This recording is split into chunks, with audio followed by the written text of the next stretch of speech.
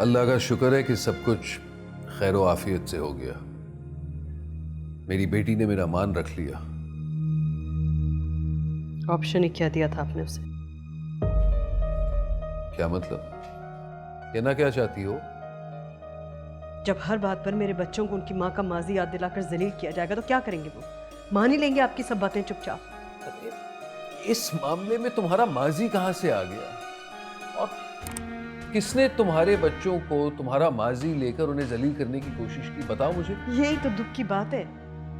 जब भी मुझे वो बातें याद दिला के जलील किया जाता है, आप हमेशा अपनी आंखें बंद कर लेते हैं। तो फिर मैं क्या करूं? इस उम्र में अपनी माँ से, अपनी बहन से, भाभी से लड़ पड़ूं? क्या कहेंगे लोग? लोग? लोग सचा? अब मैं, मेरे बच्चे, हम पर क्या गुजरती है कोई फिक्र है आपको? शादी की थी मैंने आपसे, जुर्म नहीं किया था कोई। मैं कहां कह रहा हूं कि जुर्म किया है?